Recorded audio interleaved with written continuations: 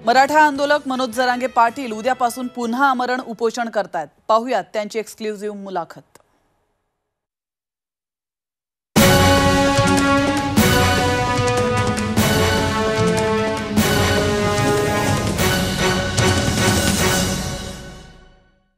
राज्यात पुन्हा एकदा मराठा आंदोलनाची राळ उठणार आहे। 8 तारखेपासून मनोज जरांगे पाटील अंतरवादी सराटीमध्ये उपोषणाला सुरुवात करणार आहे। हे उपोषण आहे मराठा आरक्षणासाठी। खरं तर याआधी सुद्धा अनेक उपोषणं इथं आपण पाहिलेली आहेत। मराठा आरक्षणासाठी ती आंदोलन होती, ती उपोषण होती। त्यानंतर राज्य सरकारनं 10% मराठ्यांना आरक्षण दिलं। इतकंच नाही तर ओबीसी जातीची प्रमाणपत्र द्यायला सुद्धा सुरुवात केली। मात्र असं असलं तरी मनोज जरांगे पाटील यांचं समाधान झालं नाही। ते अडलेले आहेत सगळे सोयरे या कायद्यावर, आणि जोपर्यंत तो लागू होत नाही, त्याची अंमलबजावणी होत नाही, तोपर्यंत आंदोलनातनं मागे हटणार नाही असा त्यांचा पवित्रा आहे। आपल्यासोबत मनोज जरांगे पाटील आहे। जरांगे पाटील साहेब, खूप खूप स्वागत तुमचं झी24 तासमध्ये। धन्यवाद। पुन्हा एकदा उपोषण। याआधी अनेक उपोषणं महाराष्ट्रानं पाहिली, त्यातनं काही साध्य झालं, काही साध्य तुमच्या मनासारखं झालं नाही। पुन्हा एकदा उपोषण, आता काय नक्की साध्य करायचं आहे जरांगे पाटलांना? नाही, मग उपोषणच त्यासाठी समाजाला न्याय मिळाला पाहिजे, अर्धवट न्याय नको। साध्य झाल्याशिवाय आंदोलनात उपयोग नाही। मला माहिती आहे आता हे आमरण उपोषण मी पुकारलंय, सरकार हल्ला घडून पुन्हा आणणार आहे हे मला माहिती आहे। मला त्याची चुणूक लक्षात आली, काय प्रकार सुरू आहे, काय प्रयोग सुरू आहेत। मी तयार आहे, मी बलिदान द्यायला मराठ्यांसाठी तयार आहे। पण मी माझ्या गोरगरीब मराठ्यांच्या लेकराच्या डोळ्यात जे पाणी आरक्षणापायी येत आहे, त्यांनी केलेल्या कष्टाचं जे चीज होत नाही, त्यांना नोकरी मिळत नाही, उच्च शिक्षणही मिळत नाही, ते आरक्षण मिळून दिल्याशिवाय मी मात्र नाही। एक बलिदान गेलं तरी चालतं आणि मी द्यायला तयार। तुमच्या आंदोलनाचं फलित 10% महाराष्ट्र सरकारनं तुम्हाला आंदोलन दिलं, म्हणजे आरक्षण दिलंय मराठा समाजाला। इतकंच नाही तर लाखांवर ओबीसी प्रमाणपत्र सुद्धा आता तुम्हाला मिळालेले आहेत। हे तुमच्या आंदोलनाचं फलितच आहे ना? कोणत्या मराठ्यांनी त्यांना 10% आरक्षण मागितलं? मराठ्यांची मागणी एक, त्यांना हे तरी वाटायला पाहिजे होतं की करोडोनं मराठा समाज हा माता मावल्यासह पहिल्यांदा रस्त्यावर आहे। आपल्या महिला रस्त्यावरती आहेत, काहीतरी मुलांचा आक्रोश असणार आहे म्हणूनच माता महिला जर रस्त्यावर आल्यात, एवढी जर डोकं वापरायची पद्धत सरकारकडे नसेल तर याला सरकार म्हणायचं कशावरून? जी आमची मागणीच नाही आहे, म्हणजे 10% मान्यच नाही, मान्य नाही, मागणीच नाही तर मान्याचा प्रश्नच नाही ना। आमच्या नोंदी जर ओबीसी आरक्षणात निघायला लागल्यात, आज 57 लाख नोंदी मिळाल्यात, तुम्हीच सांगताय। होय, त्याचा अंदाजे आकडा तुम्हीच धरलाय की 2 करोड मराठा आरक्षणात आत्तापर्यंत गेलाय। मग मराठा आणि कुणबी एक हे, याच्यासाठी आधार पाहिजे काय तुम्हाला? आणखी तुमचं आंदोलन जसं जसं मोठं होत गेलं तसं जसं जातीय सलोखा, एक तेढ निर्माण होत गेली, एक वाद निर्माण होत गेलाय। कसं बघता तुम्ही या आरोपाकडे? कारण तुम्ही 2 समाजांमध्ये तेढ निर्माण सरळ सरळ केली अशा पद्धतीचं तुम्हाला सांगण्यात येते, तुमच्यावर आरोप होतोय। जातीवाद करणाऱ्याचे संस्कार येतात त्यांना मी काय करू? ते जातीवाद करायला मी काय करू? जातीवाद मराठ्यांनी कुठं केला मला दाखवा। शांततेत आंदोलन इथं सुरू झालं, आमच्या आया बहिणीच्या डोक्यात तुम्ही फोडले, गोळ्या घातल्या, जातीवाद आम्ही केला का? आम्ही शांततेत अंतरवालीत बसलो, राज्यभर सभा घ्यायला कोणी सुरुवात केली? त्यांनी केली, तो जातीवाद नाही दिसला का? ते जाऊ द्या, मी आलो जातीवादी असं म्हणणं आहे तुमचं। माधव पॅटर्न कोणी आणला? मी आणला का? 20 वर्षापूर्वी क्रांती मोर्चे मराठ्यांचे निघाले शांततेत, प्रतिमोर्चे कोणी काढले? त्यावेळेस नाही जातीवाद दिसला? तुम्ही प्रत्येक वर्षी एक मुठीनं मतदान करता, एक जीवानं तुमच्या आपण आपल्या जातीच्या उमेदवाराला, त्याच्यात नाही तुम्हाला जातीवाद दिसत। आम्ही एवढ्याच वेळेस एक झालो आणि कोणाला तरी केलंय, काय पोटदुखाची गरज आहे तुम्हाला? तुम्ही केलं त्यावेळेस आम्ही तुम्हाला जातीवादी म्हणलो का? आम्ही एक झालो की जातीवादी, आणि तुम्ही एक झाले की जातीवादी नाही। पण बीडमध्ये आपल्याला याचे पडसाद सुद्धा पाहायला मिळाले। 2 गट समोरासमोर भिडले, कित्येक ठिकाणी मारहाणीच्या, दगडफेकीच्याही घटना घडल्या। त्याला आम्ही काय करावं? कुणी हाणलं? तुम्हीच हाणणार, जातीवाद तुम्हीच करणार। मराठी एक आले, पोट तुमचेच दुखणार। कोणता जातीवाद केला? 150 मराठ्यांचे नेते व्यासपीठावर त्यांच्या, त्याला जातीवाद म्हणते का? काय डोकं लावते तू फालतू? 150 मराठे, बाजार समितीच्या सभापतीपासून जी पंचायत समितीच्या मेंबर पासून 6-7 आमदार, 3 खासदार व्यासपीठावर मराठ्याचे, त्यांना बसायला जागा नाही, खाली ढकलून दिले तरी वर जाऊन बसत होते। इतके मराठी, त्याला जातीवाद म्हणता का? मराठीचे नेते तुमच्या व्यासपीठावर तुम्ही जातीवाद कसं काय म्हणू शकता? एक जरांगे पॅटर्न निवडणुकीचा उदयास आला. हा जरांगे पॅटर्न, जरांगे फॅक्टर, यामुळे अनेकांना पराभवाला सामोरं जावं लागलं. जरांगे पाटलांनी कुणाला पाठिंबा दिला नाही, मात्र सुप्तपणे काम केलं आणि त्याचे उत्तर किंवा मी म्हणतोय त्याचं फलित आपल्याला दिसलं. हे मान्य नाही तुम्हाला? मराठ्यांनी नाही जातीवाद केला कुठं, आणि योग्य उमेदवार निवडला का नाही याचं उत्तर मी नाही देऊ शकत. शेवटी जनतेला वाटलं ना, मग जनताच मोठी असेल ना, त्यांनी निवडला म्हणजे तो योग्यच असेल. ज्या समाजाच्या खांद्यावरती जबाबदारी होती ते मराठ्यांच्या मताची भीती वाटली पाहिजे. गोरगरिबाला किंमत नाही, मराठ्यांना गृहीत धरलं जात नाही, किंमत आली पाहिजे. कोणाला पाडा कोणाला निवडून आणा, पण मराठ्यांच्या मताची भीती वाटली पाहिजे. इथून पाठीमागं म्हणलं जायचं आम्हाला त्यांची गरज आहे, मराठ्याची तुमची गरज नाही, ते मात्र मोडून काढा. 2-3 गोष्टी माझ्या मराठ्यांनी केल्या. एकजूट झाला, सभेचं रूपांतर मतात होत नव्हतं ते केलं, आणि एक जीवानं मतदान केलं म्हणजे मताची भीती झाली. जरांगे फॅक्टर चालला. मराठ्यांना किंमत नव्हती ती आली. माझं ते स्वप्न होतं कधी केर कचऱ्यासारखी किंमत द्यायची सवय आणला, आणि त्याच मराठ्यांनी यांना मोठं केलेलं आहे, आणि त्यांनाच अशी किंमत द्यायची. यावेळी झटका दाखवला, लेकराच्या बाजूने उभा राहिले, काय वाईट नाही केलं मराठ्यांनी. तुमचा रोष कायम आहे. अरे आता बघा, 10 महिने झालं आंदोलन सुरू आहे आणि करोडो लोक आहेत. इथं 400, 200, 100, 50 वेगळा भाग होता. करोडोनं मराठा समाज रस्त्यावरती आहे, आणि 10 महिने झाले आंदोलन सुरू आहे. देशात इतकं आंदोलन शांततेत कोणतंच चाललं नसतं. हे तरी भान सरकारला पाहिजे. आणि जी मागणी केली ते देत नाहीत. आता सगळ्या सोयरीची अंमलबजावणी अधिसूचना काढून 5 महिने झाले. याच्यापेक्षा किती वेळ द्यायचा आहे तुम्हाला? 5 महिने झाले, थोडी थाडकी दिवस नाही झाले. आज ॲडमिशन होणार आहेत उद्या सुरू आमच्या पोरांचे 8-15 दिवसात. म्हणजे तुम्हाला याच्यात आमचं वाटोळं करायचं आहे, आणखी असून द्यायचं नाही. म्हणजे ही कोणची पद्धत आहे? मी नाही थांबू शकत. मी माझ्या समाजाच्या बाजूला लढणार आहे. तुम्ही किती डावं टाकले? म्हणजे तुम्हाला फसवलं म्हणायचं? 100% ना. कोणी फसवलं कोणी? मग आता सरकारच ना. कोणाचं नाव? जसा आजही रोष नाही, तुमचा उपमुख्यमंत्र्यांवर होता. आणखी नाही आमचा त्यांच्यावरती आणखीनही विश्वास की शिंदे साहेबांनी आणि फडणवीस साहेबांना आमचं ठरल्याप्रमाणे आरक्षण द्यावं. आम्हाला बाकीच्या गोष्टीत पडायची गरज नाही, आम्हाला राजकारणात पण पडायचं.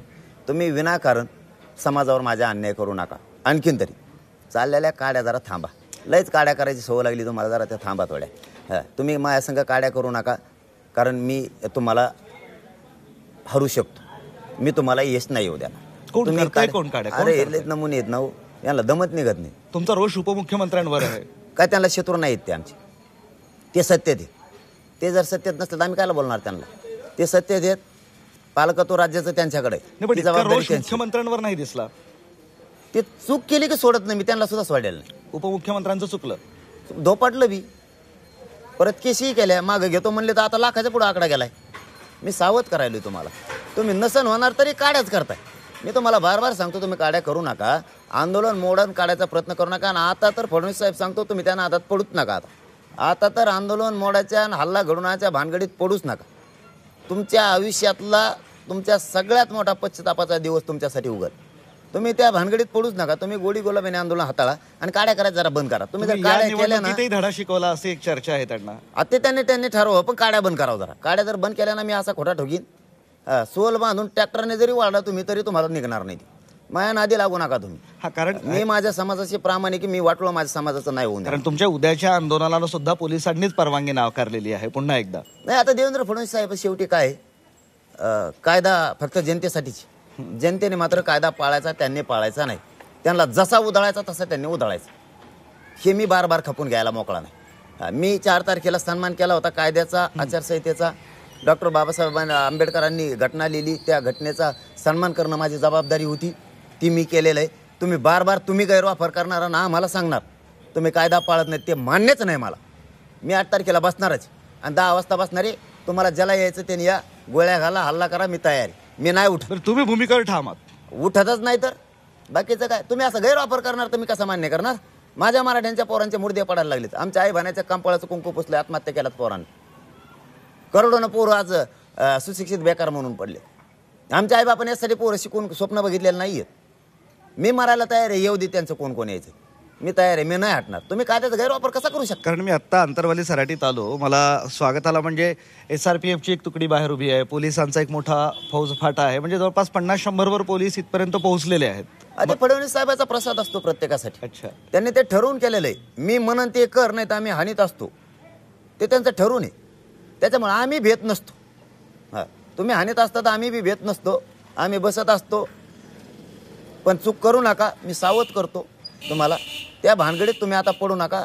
तुमचे तहसीलदार आमच्याकडे आलेत, त्यांनी सांगितलं निवेदन द्या, आम्ही दिलंय. याचा अर्थ तुम्ही डाव घडून आणला होता वाटतं सरकारनं, की निवेदन घ्यायचं आणि परवानगी ना करायची, आंदोलन मोडून काढायचं आणि यांचा रक्तपात पुन्हा करायचा, यांच्यावरती प्राणघातक हल्ला करायचा, यांना गोळ्या घालायचे. ह्यो तुमचा 100% डाव आहे. आणि देवेंद्र फडणवीस साहेब तुम्हाला याच्यात मी यश येऊन देणार नाही म्हणजे नाही. जीवाला धोका आणि वाटतोय शिंदे साहेब तुम्हाला सुद्धा याच्यात मी यश येऊ देणार नाही. आणि धोक्या फाक्याला मी भेट नाही, कारण मी माझं पूर्ण आयुष्य समाजाला अर्पण केलंय. त्यामुळे भेट पेत नाही.